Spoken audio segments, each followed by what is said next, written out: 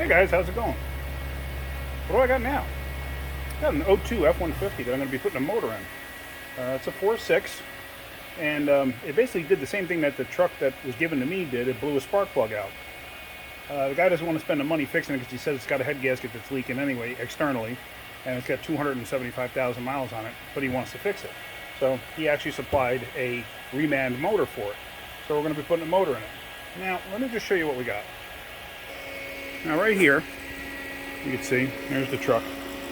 I'm just sucking down the AC. I'm actually going to be pulling a cab off of this to do this job. Oops, let me do that.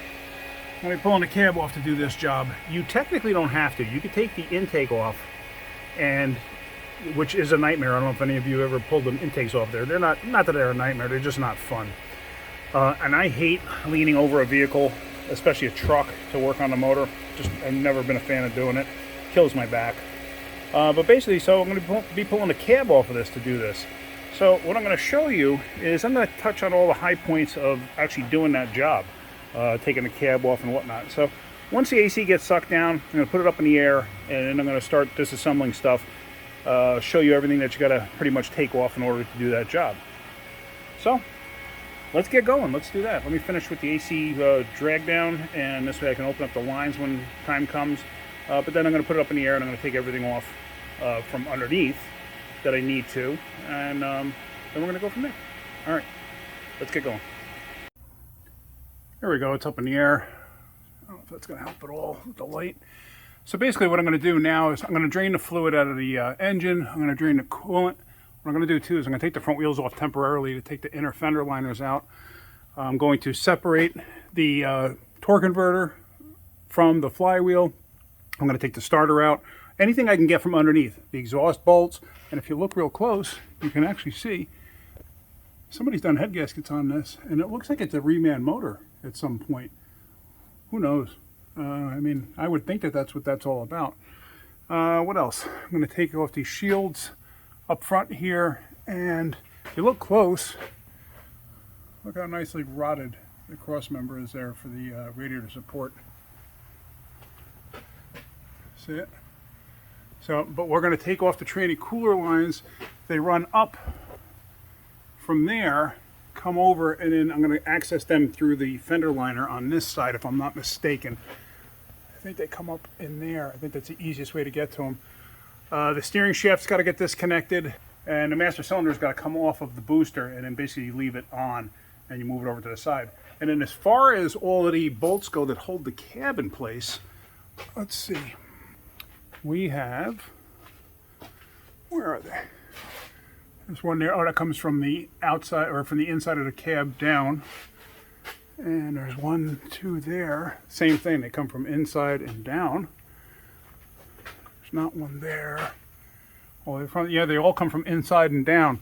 So I think I got to take the back seat out, and then I got to peel the carpet back from underneath the dash to gain access. But what I'll do is I'm going to spray everything up with WD-40 or some penetrant or some kind from underneath here, and we're going to keep going with that. So let me get all of that stuff unbolted and let's see what happens. Converter's disconnected now, and let's see, we got a couple of the starter bolts out. The other ones are going to get out once the fender liner's out, because the top one on that thing is a nightmare to get to normally. Let's see, bell housing bolts are out, the exhaust bolts are out, and I got that front shield out. So now let me let it down. I took the front tires off. Let me let it down so I can get the fender liners out, and I'll show you the other stuff I got to get out. Got the fender liners out, so now I can actually come over here and I can disconnect the tranny cooler lines from there, because the radiator is going to go up with the support. I can drain the coolant out. The wiring has to come off the ABS unit, because the ABS unit is going to stay with the chassis. Like I said, unbolt the master cylinder. It's going to come off and lay over on the motor. This way you don't have to mess with brake lines or anything like that. The emissions tube has to come off there. What else? This harness has to come off up top. And let's see, on the other side, let's see, the exhaust is disconnected. So on the other side, let's see what we got over here. On the other side, I may pull the exhaust back. I'm not sure, because as you can see, there's the starter. You can see one bolt right there. The other bolt is hidden up top. It's really a nightmare to get to. Never found any real easy way to do a starter on these, if that's all you're doing. There's just no fun way of doing it, because the top bolt's just a nightmare to get to. Let's see. Yeah, you can hook the tranny dipstick from here, but you don't have to worry about it now because you can get to it later on. Let's see, AC line. I don't remember. I think I just got to take the AC lines off where they meet the firewall. No, actually, I'm sorry. I got to take it off here at the receiver dryer so it stays with the motor. And then this line, I forgot. I think I disconnect it right there. I'll figure it out as I go along. I just don't recall. And here's that front mount, and you can see there's the nut on the inside. So I got to spray that up, and you can see how rotted out the radiator support actually is. But we're not worried about that. So it's not going to really affect anything as of this moment. So let me see if I can either get the exhaust back, or I may have to take the manifold off just to make my life easier on getting the starter bolts out. I mean, I don't really have to worry about it right this second anyway, just for pulling the cab off. So I may just do it once it's on, once the cab is off. So yeah, all right, let's keep going. So there you see I have the lower tranny line disconnected. I'll get the upper one off as soon as I let it down. I got the hose off of it. I drained out the block and the radiator, the whole cooling system basically. There's a block drain right here. And it turns out this is a reman motor. It was replaced in 2011. So who knows what the actual mileage is. Let's see, what else? I got the steering shaft disconnected. That disconnects from under here. Pretty simple, straightforward, just one bolt and it slides right off. I got the power steering cooler, that's what this is. I got that disconnected, and I got the ABS sensors disconnected. So now basically I can let it down, and then I can start taking the stuff off from up top. So let's get that going. Now from under the hood, we're going to take this top shield out just to see if there's anything in there that I got to worry about. I'm going to take the air cleaner assembly out. It's a mass air meter also. I can get the upper tranny line off. I'm going to unbolt the master cylinder, and like I said, just leave it hanging in here. I'm going to maybe zip tie it off to the side. What else? I got to disconnect the throttle cables, because that obviously stays with the body, and then any electrical connectors that are coming across. I got to disconnect the AC lines, but that should also be relatively simple. So, all right, let me get that going. With everything disconnected there, we got all the hoses off, master's off. I got it zip tied off to the side there. Everything's off that attaches to the motor from up top. Got the AC lines and stuff off. I got the ground wires off, and I got the harness off. So now we're going to go inside and take the cab mounts off. And there should be, Mo started to take the one off on that side. It's actually below the carpet, and you could just see it. It's through that access hole there. They're usually a pain in the butt to get. Whoops, hold on, I can't focus, sorry. So he's got that one going. I'm gonna have to get to this one on this side. It's under the carpet here, and then in the back,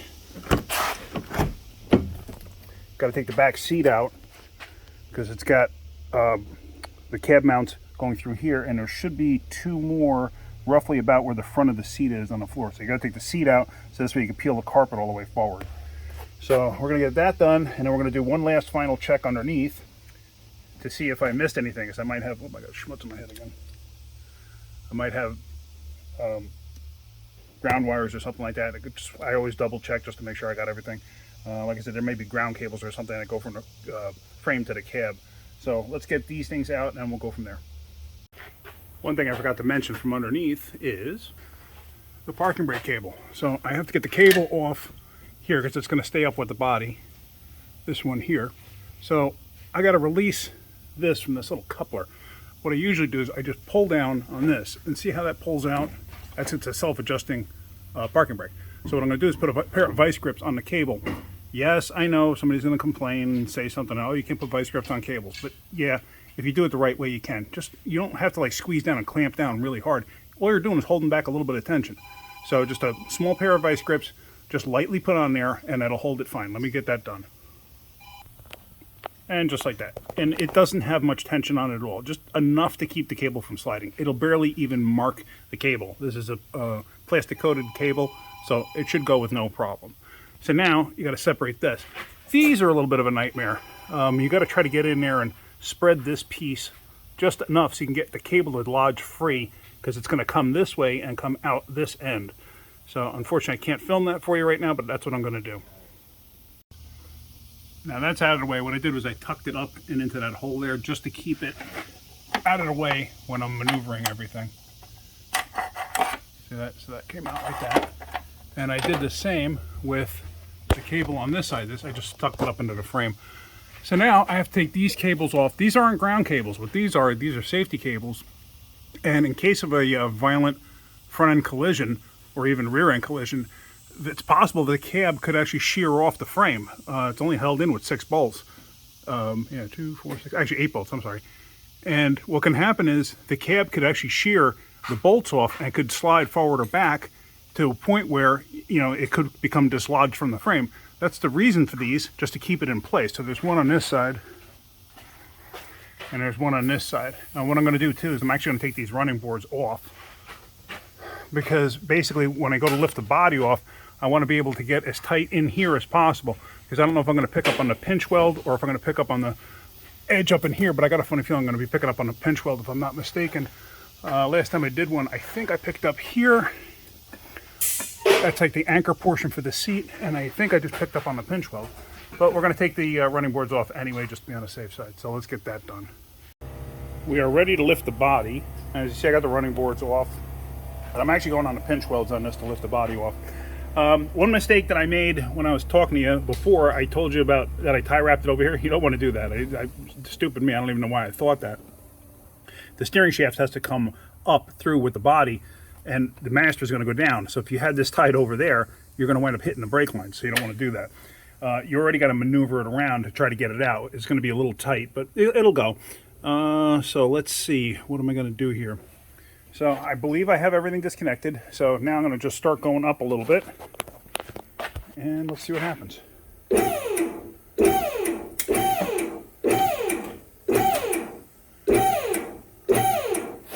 Body's coming off the frame. Now, usually I'll stop. I want to double check. I want to see where everything is. So, see, the steering shaft has to clear all of that stuff, so I may have to collapse it a little bit more in order to get it to where I need it to be. So let me start messing with some of that stuff and get it to where I need it to be, and we'll keep lifting this up. So what I did too is, whenever you're doing something like this, always double check. Get it up a little bit, double check. Get it up more, just double check. The shifter cable, which is right there, that was actually zip tied to the O2 sensor. I didn't realize it until I started lifting it up. So you lift up a little bit, and I was able to see that. This way I didn't rip anything out.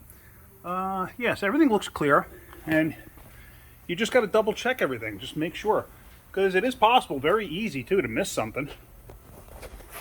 But as you see, everything looks like it's going good. So let's continue. Now, oh, one other thing you got to check too when doing stuff like this, it's back here.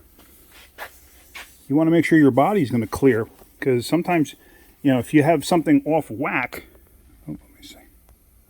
If you have something off whack, you can actually contact the body, and you want to be careful of that. So now that the body's technically off, I can roll the chassis backwards slightly if I needed to make clearance. So let's keep going up with this. Shut that off.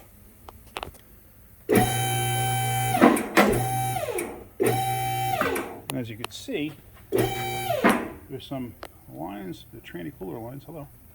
Tranny cooler lines. They're catching a little bit, so you want to make sure, like, I'm going to go this far and I'm going to recheck everything one more time. So everything's looking good. You know, double check everything underneath, make sure nothing's catching, that you didn't forget something like I said, and then just keep going. And there, the steering shaft, as you see, came out. Everything's looking good. The shifter cable's not catching on anything, because it was actually catching on that EGR tube right there before. So, but now you can get a clearer view underneath, and everything looks good. So now I can send it all the way up.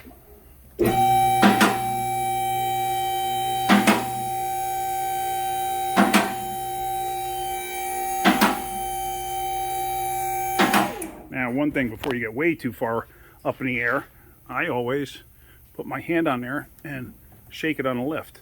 And it feels nice and sturdy, so I am not concerned about that. So, and there you see I went on the pinch weld right there. And the pinch weld is sideways like that. It doesn't stand straight up and down, so it's not like it folded over. That's how it's made. Yeah, so let's get this all the way up. And there we go. Body's completely off. So, hold on a second.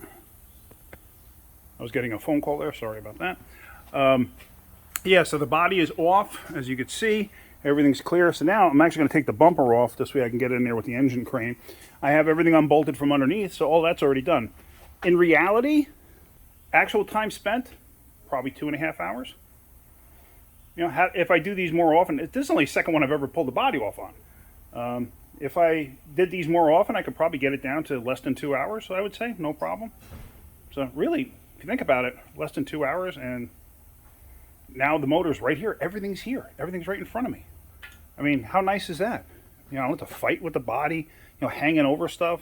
Everything's right there. So it's nice and easy. I can unbolt the intake. I can get everything out of the way. No problem now.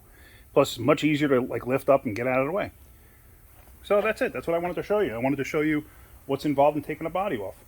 So hopefully you got something out of that. If you did, hit that like button. If you could, please subscribe. All right, guys. Okay, guys. Have a great day. Keep wrenching.